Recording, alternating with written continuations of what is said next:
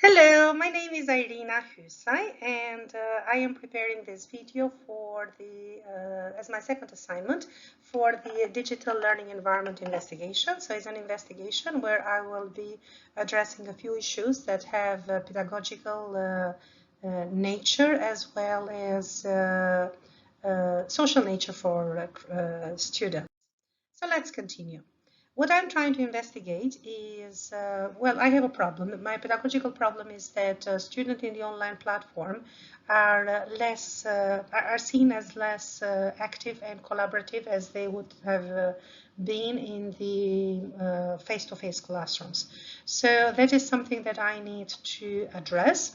And for that, I will have to investigate a possible solution and eventually evaluate the solution. Now, what I have done is, during the preparation of this assignment, of my first assignment and this assignment, is in my first assignment, I had written down the plan that I intended to implement to investigate the problem of active engagement and multiculturalism in my classrooms. However, because of the feedback that I received, very constructive feedback that I received by my tutor and the two peers, I made changes to my initial plan. Some of them are substantial, some of them are less substantial, but nevertheless, I took into consideration everything that was mentioned. Now, for preparation of the video, I felt that I should go with the signaling principle because I feel that for this specific presentation is good. It's going to give an overview of the whole presentation and then a breakdown of the tasks of the presentation and eventually more explanation about the tasks, and the presentation will be completed. So let's continue now with the breaking down of the tasks of my presentation. So, my pedagogical problem is that in the online platform, it's difficult to engage all the students. And my students come from over 108 countries. I work at University of Wollongong in Dubai, and we have a very multicultural student body and multilingual. So far, I've been using cognitivism. However, I intend to blend cognitivism and socio-constructivism. The reason I'll do that is because cognitivism allows students to empower themselves, so gain the knowledge, and then eventually build up on their own individual knowledge. However, the socio-constructivism is very beneficial in my classrooms because it gives students the possibility of developing critical thinking and analytical thinking, which are absolutely crucial for my classes and for the university studies in general, and of course for life as a whole. So the investigation of my solution, I intend to use neural map, and I'll use that for brainstorming, breakout sessions, group breakout session group work, and eventually the students will have a video presentation as a group work.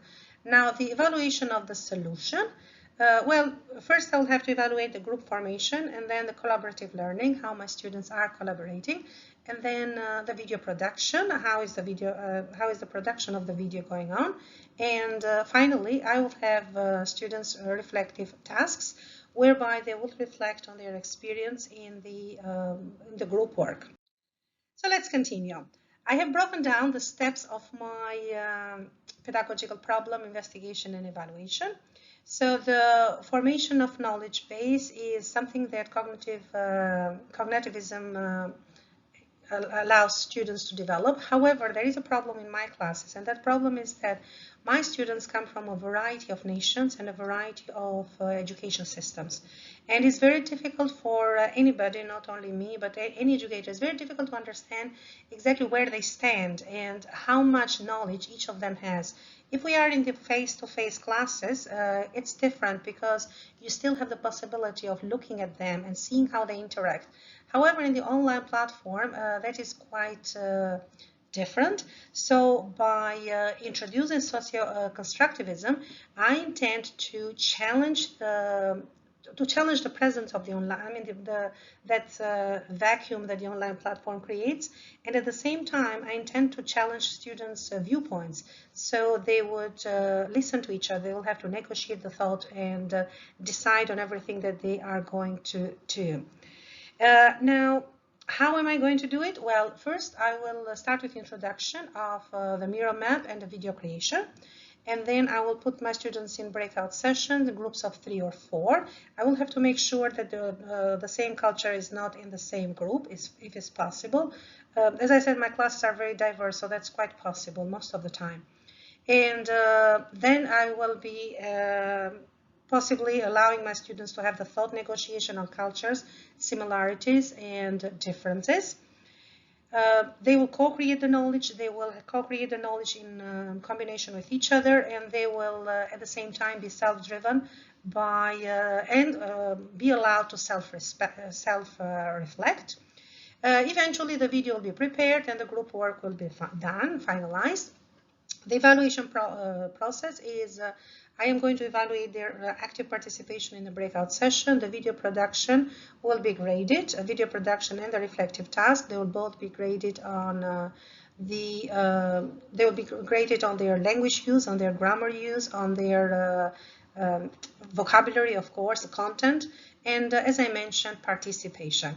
So hopefully this plan will work, and my students will be able to not only produce something of good quality, just like is the case whenever there are many minds put together, but at the same time they will enjoy the process. I hope so.